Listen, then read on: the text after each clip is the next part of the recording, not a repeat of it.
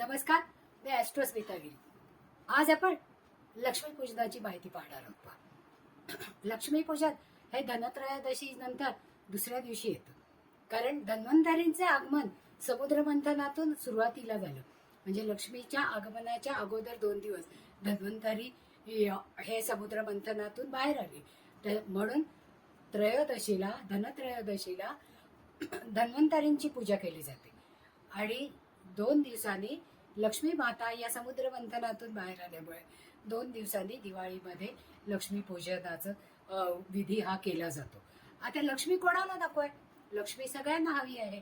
लक्ष्मी ज्या वेळेस आपण म्हणतो की लक्ष्मी आपल्याला हवीच, पण लक्ष्मी अतिशय चंचल आहे. पहा, ती एका ठिकाणी खूप काळ राहत नाही. मग अशा वेळेस आपल्याला स्थिर लक्ष्मी हवी असते. मग आपल्याला काय करता येईल? लक्ष्मीला काय काय आवडतं? लक्ष्मीला स्वच्छता आवडते, टापटीप आवडते आणि सगळं रसिकतेने मांडलेलं आवडतं. म्हणजे जे काही आरास तुम्ही केली असेल ती आकर्षक असावी. सोनं चांदी दागिने घालून तिचं स्वागत करावं ही तिची इच्छा असते. म्हणजे सुख, समृद्धी आणि आरोग्य हे बरोबर असणारी ही लक्ष्मी देवता. आणि आपल्याला सुद्धा लक्ष्मी असेल तर सगळ्यात जास्त सन्मान हा असतोच, नाही का? म्हणून आपण दिवाळीमध्ये लक्ष्मीपूजन करतो. लक्ष्मीपूजन हे अमावस्येच्या दिवशी येतं. पहा, मग त्या दिवशी लक्ष्मी जशी असते त्याचप्रमाणे अलक्ष्मी सुद्धा असते. अलक्ष्मी ही लक्ष्मीची मोठी बहीण आहे. म्हणजे जिथे जिथे कलह आहे, जिथे पसारा आहे, जिथे केर कचरा आहे किंवा जिथे सतत असंतोष आहे, अशा ठिकाणी ही अलक्ष्मी वावरत असते. मग लक्ष्मीपूजनाच्या दिवशी आपण काय करतो?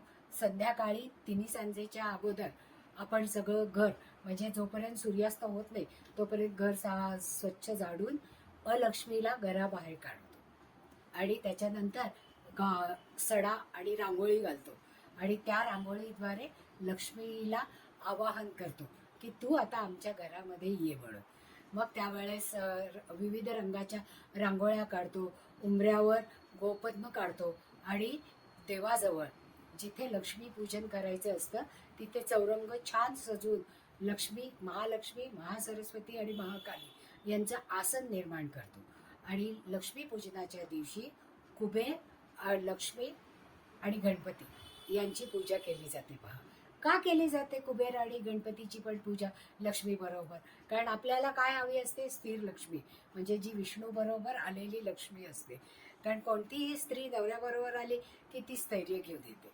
त्याप्रमाणे या लक्ष्मीला जेव्हा पृथ्वीवर फिरायचं असतं, कारण दसरा झाल्यानंतर 21 दिवस लक्ष्मी ही सतत पृथ्वीवर परिभ्रमण करत असते. पण त्यावेळेस विष्णूची योगनिद्रा चालू असते. मग अशा वेळेस लक्ष्मी पुत्रासमान असणारा गणपतीला आपल्याबरोबर घेऊन येते. त्याचबरोबर कुबेर हा कोषाध्यक्ष आहे, देवांचा कोषाध्यक्ष, त्यालाही बरोबर घेऊन येते. पण हा कोषाध्यक्ष कसा आहे? हा कोषाध्यक्ष काटकसरी आहे. म्हणजे तो सगळ्यांना जेव्हा दान करायचं असतं किंवा जेव्हा पैसे द्यायचे असतात त्यावेळेस तो दिल खोलून देत नाही, थोडे थोडे देतो. मग लक्ष्मीला हे काही वेळा पटत नाही की ज्यांची योग्यता आहे त्यांना पूर्ण लक्ष्मी, म्हणजे हातचं काही न राखता धनसंपत्ती द्यावी अशी तिची इच्छा असते. म्हणून मग ती काय करते की गणपतीला आपल्याबरोबर घेते. आणि गणपती हा बुद्धीची देवता आहे. मग गणपतीला ती सांगते की तुझ्या बुद्धीनुसार तुला जे योग्य वाटेल त्या लोकांना तितकं दान किंवा तितकी लक्ष्मी देण्याची विनंती कुबेराला करायची. आणि कुबेराला पण सांगितलं होतं की गणपती जेवढी सांगेल तेवढी लक्ष्मी ही खुली करायची, म्हणजे धनसंपत्ती ही त्या व्यक्तीला द्यायची. म्हणून आपण लक्ष्मीपूजनाच्या दिवशी कुबेराची पूजा करतो, कुबेराच्या यंत्राची पूजा करतो, लक्ष्मीची पूजा करतो, कमलगट्ट्या माळाची पूजा करतो आणि त्याचबरोबर विघ्नहर्त्या गणपतीची सुद्धा पूजा करतो. कारण गणपती आला की सरस्वती आली. त्या सरस्वतीच्या जोरावर आपण लक्ष्मीला आपल्याकडे ठेवून घेऊ शकतो किंवा सन्मार्गाने येणारी लक्ष्मी ही गणपतीच्या सहवासातून सरस्वतीच्या मार्गे आपल्या घरामध्ये प्रवेश करते आणि ही लक्ष्मी स्थिर असते. मग त्या दिवशी सगळ्या हिंदू घरांमध्ये काय करतात की जिथे देवारा ठेवलेला असतो तिथे एक छान चौरंग बांधतात. त्या चौरंगावर छोटी छोटी सुगडी जी छोटी मातीची मडकी असतात, ज्याला सुंदर आकर्षक रंग दिलेला आहे, ही धनधान्यांनी भरलेली राहावी अशी 5 सुगडी तिथे ठेवतात. त्याचबरोबर अलक्ष्मी निस्सारणासाठी आपण जो घरामध्ये झाडू किंवा केरसुडी वापरतो, ती केरसुडी खास त्या दिवशी आपण आणतो आणि तिला लक्ष्मी समान आपण तिची पूजा करतो आणि ती आपल्या घरी स्थिर राहावी अशी प्रार्थना करतो. म्हणजे नवीन आणलेली केरसुणी, हे सगळे घट आणि लाया बत्तासे, गणपतीसाठी गूळ खोबरं आणि कुबेरासाठी धने गूळ बत्ताशे आणि पंचखाद्य असा नैवेद्य आपण करतो. लक्ष्मीसाठी खिरीचाही नैवेद्य दाखवतो आणि लक्ष्मीला अनारसे अतिशय प्रिय आहेत. मग लक्ष्मी पूजनाच्या दिवशी आपण किमान 5 तरी ताजे अनारसे करतो आणि त्याचा नैवेद्य लक्ष्मी देवीला अर्पण करतो, की ज्याच्यामुळे लक्ष्मी देवी आपल्यावर सदैव खुश राहील आणि तिचा आशीर्वाद आपल्याला प्राप्त होईल. ज्या वेळेस स्थिर लग्न असतं, म्हणजे वृषभ लग्न असतं, त्यावेळेस लक्ष्मीचे पूजन केलं जातं, की ज्याच्यामुळे आपल्या घरी आलेली लक्ष्मी ही स्थिर राहील. त्या चौरंगावर सालंकृतपणे आपण एक कलश मांडतो, त्या कलशावर नारळ ठेवतो, त्या कलशाला दागिने घालतो, त्याच्यामध्ये हळदी कुंकू हळकुंड आणि एक नाणं आणि अक्षता त्याच्यामध्ये घालून त्याच्यावर नारळ ठेवतो, त्याची कलशाची स्थापना करतो. खायचे पानाचे 5 विडे आणि देवापुढे एक आपल्या कुलदेवीचा आणि एक आपल्या कुलदेवतेचा असे 2 विडे, पान सुपारी अक्षता आणि एक नाणं ठेवून आपण त्यांना आवाहन करतो की आम्ही लक्ष्मीपूजन करतो आहोत, तर या लक्ष्मीपूजनाच्या आवाहनाला तुमचा आशीर्वाद आमच्या पाठीशी असणं अत्यंत आवश्यक आहे. म्हणून हे कुलदेवता आणि कुलदैवत यांच्यासाठी 2 पानाचे विडे ठेवतो आणि मग लक्ष्मीपूजनाला आपण सुरुवात करतो.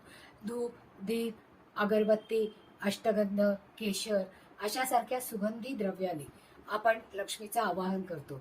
त्याचबरोबर लक्ष्मीला काजळ आणि अत्तर लावतो, की ज्याच्यामुळे तिने जे आपल्याला सुख समृद्धी सौख्य आनंद आणि आरोग्य दिलेला आहे, याचा सुवास सतत सुगंध सगळीकडे पसरत राहावा ही इच्छा असते.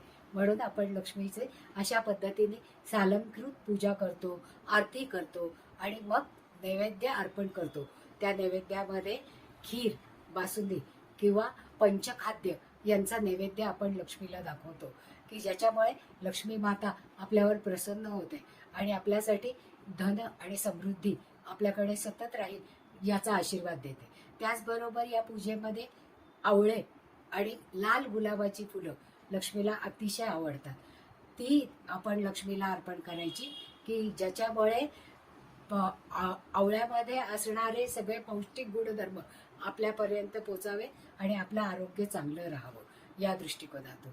आणि ही पूजा अर्चा स्तवन झाल्यानंतर आरती करतो लक्ष्मीची आणि आरती लक्ष्मीची केल्यानंतर तिसरा उपाय आहे की ज्या एका धूपपात्रामध्ये 7 तमालपत्र घ्यायची, त्या तमालपत्रावर थोडंसं दालचिनीची पावडर घालायची आणि त्या दालचिनीच्या पावडर बरोबरच कापराचा एक तुकडा घालायचा आणि मग खाली गुलाबाची फुलाच्या पाकळ्या घालायच्या आणि असं हे हवन करून तो जो कापूर आपण दाखवतो त्यांनी देवीची आरती करून आपल्या घरामध्ये क्लॉकवाईज सगळीकडे तो धूप फिरवायचा, जो तमालपत्र आणि दालचिनीच्या पावडरचा आहे, ज्याच्यामुळे आपल्या घरातले सगळे कलह क्लेश निगेटिव्ह एनर्जी ही सगळी निघून जाते.